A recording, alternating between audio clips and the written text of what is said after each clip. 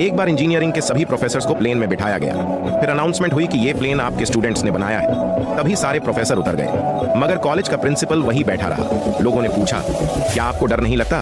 Principal ने हंसते हुए जवाब दिया, मुझे अपने स्टूडेंट्स पर पूरा भरोसा है, ये प्लेन कभी स्टार्ट ही नहीं होगा। पागल के हाथ में एक ईंट थी, वो उसे कान से लगाकर जोर जोर से बोल रहा था, हेलो हेलो, आवाज क्यों नहीं आ रही? दूसरे पागल ने यह देखा तो उसके पास आया और बोला, सिम निकाल कर दोबारा लगाओ, शायद सिग्नल पकड़ ले। पठान का एक्सीडेंट हो गया तो पठान भाई को ड्रिप लगी। जब ड्रिप खत्म होने लगी तो पठान भाई ने अपने भाई से कहा, जाओ सिस्टर को बुला कर लाओ। पठान का भाई गया और 3 दिन बाद पेशावर से अपनी बहन को ले आया। पठान भाई ने ईद की नमाज पढ़ने के बाद घर जाकर बीवी से बोला, बेगम आज हम सब खाना बाहर खाएंगे। बीवी ने खुशी से बोला, ठीक है खान साहब, मैं बस 2 मिनट में तैयार होकर आती हूँ। पठान भाई ने मुस्कुरा कर कहा, ठीक है बेगम, मैं इतनी देर में बाहर सहन में चटाई बिछाता हूँ, तुम खाना लेकर आ जाओ। खरीदने को तो मैं हेलीकॉप्टर भी खरीद लूं, लेकिन फिर रिश्तेदार ताना मारेंगे। घर के ऊपर से चला गया, मिलकर भी नहीं गया। हिंदू मुसलमान हो गया तो हर कोई उसे मुबारकबाद दे रहा था। जब एक पठान भाई उसे मुबारकबाद देने गया तो हंसने लगा। लोगों ने पूछा, अरे पठान भाई क्यों हंस रहे हैं इस पर? तो पठान भाई बोला, इसे तब पता चलेगा जब ये जून जुलाई में रोजी रखेगा।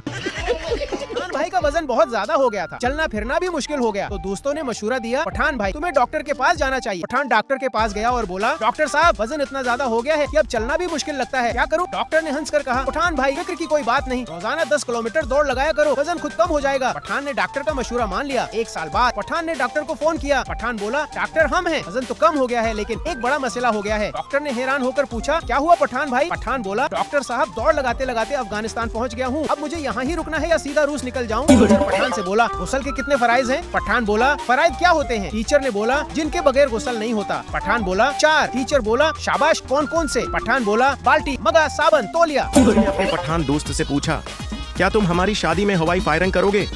पठान बोला, हवाई फायरिंग तो हर कोई करता है, तुम हमारा जगरी यार है, हम तुम्हारी शादी में खुद कश धमाका करेगा। बाबा जी से बोला, बाबा जी हम जो भी काम करता है हमारा बीवी सामने आ जाता है, इसका कोई हल बताइए, कुर्बान जाऊं बाबा जी के जवाब पर।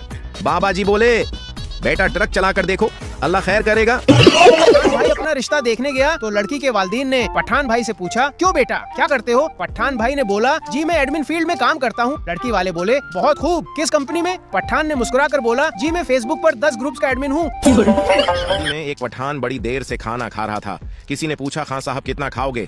पठान बोला, यार मैं तो खुद खा खा कर थक गया हूँ, लेकिन शादी कार्ड में लिखा था 1 बजे से 3 बजे तक खाना होगा। शेख साहब के कुछ रिश्तेदार उनसे मिलने उनके घर आए।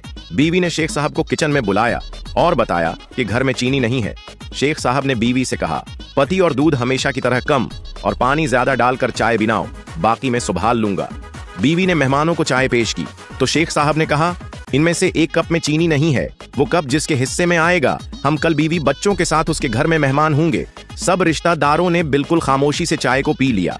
एक ने तो ये भी कहा, मेरे कप में तो चीनी ज्यादा है। और अभी तो रुको। पठान अपनी बीवी के साथ कहीं जा रहा था। रास्ते में एक लड़के ने आंख मारी।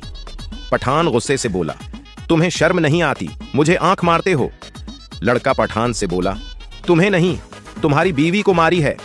पठान बोला, सॉरी यार, मैंने तुमको गलत समझा। एक सास ने अपने 3 दामादों की मोहब्बत का इम्तिहान लेने का सोचा, इसलिए वो अचानक दरिया में कूद गई। तो बड़े दामाद ने दरिया में कूदकर उनको बचा लिया। सास ने उसको बेहतरीन गाड़ी तोहफे में दे दी। अगले दिन फिर ऐसे ही कूद गई तो मंझले दामाद ने भी दरिया में कूदकर उनको बचा लिया, तो उसको मोटरसाइकिल मिली। फिर तीसरे दिन सास दोबारा दरिया में कूदी तो सबसे छोटे दामाद ने सोचा कि अब तो साइकिल ही मिलेगी, बचाने का क्या फायदा। तो उसने सास को नहीं बचाया और सास डूब गई। लेकिन फिर भी दामाद को एक ब्रांड न्यू मर्सिडीज मिली। बताओ भला किस तरह? अरे भैया, सुसर ने उसको इनाम में दे दी। प्लीज भैया सब्सक्राइब भी कर दो प्लीज। दूसरे गधे से बोला, यार मेरा मालिक मुझे बहुत मारता है। दूसरा गधा बोला, अच्छा तो फिर तुम भाग क्यों नहीं जाते? पहला गधा बोला, दिल तो बहुत करता है मैं भाग जाऊं यार, मगर यहाँ मुस्तकबिल रोशन है। दूसरा गधा हैरानी से बोला, भला वो कैसे? पहला गधा मुस्कुराकर बोला, यार मालिक की खूबसूरत बेटी है, जब वो शरारत करती है तो मालिक उससे कहता है, शरारत मत करो वरना मैं आपकी शादी गधे से करवा दूंगा, बस यार उसी उम्मीद पर बैठा हूँ। पठान ने अपनी मंगनी तोड़ दी क्योंकि लड़की कनवारी थी। पठान ने सोचा कि जो आज तक किसी की नहीं हुई वो मेरी क्या होगी। 2 पठान भाई एक ही क्लास में पढ़ते थे। इम्तिहान में एक सवाल आया, आपके वालिद का नाम क्या है? दोनों ने अलग अलग जवाब लिखे। उस्ताद ने हैरान होकर पूछा, भाई तुम दोनों भाई हो तो वालिद का नाम एक होना चाहिए ना। एक भाई फौरन बोला, आओ जी, फिर तुसी कहना सी नकल मारी है। पठान जख्मी हालत में पुलिस स्टेशन पहुंचा। हवालदार बोला, क्या हुआ? पठान बोला, बीवी ने पटाई की। हवालदार बोला, क्यों? पठान बोला, उसके मम्मी और पापा हमारे घर पर आए तो उसने मुझसे कहा कि बाहर से उनके लिए कुछ ले आओ। हवालदार बोला, तो फिर? पठान बोला, मैं टैक्सी ले आया। लड़की ने नमाज पढ़ी और शादी के लिए दुआ करने लगी तो शर्मा कर कहने लगी, ए अल्लाह, मैं अपने लिए कुछ नहीं मांगती, बस मेरी अम्मी को एक खूबसूरत दामाद दे दे। पता है फिर क्या हुआ? उसकी छोटी बहन की शादी हो गई। उठाने के लिए उस पर ठंडे पानी की बाल्टी गिरा दी और बोली, उठ जाओ, किचन में जाकर चाय बनाओ। पठान भाई गुस्से से उठा और बोला, मैं तुम्हारा नौकर नहीं, शौहर हूँ। ये कहते ही पठान भाई भागते हुए घर से बाहर चले गए। बीवी ने पूछा, हाँ साहब, कहाँ जा रहे हो? पठान भाई मुस्कुराते हुए बोले, मैं वकील के पास जा रहा हूँ छुटकारा हासिल करने के लिए, मैं यहाँ और नहीं रह सकता। थोड़ी देर बाद पठान भाई चुपचाप घर वापस आए और सीधा किचन में जाकर बीवी के लिए चाय बनाने लगे। बीवी ने बोला, क्या हुआ? हाँ साहब, वकील के पास नहीं गए? पठान भाई बोले, गया था, लेकिन अभी वो बर्तन धो रहा है।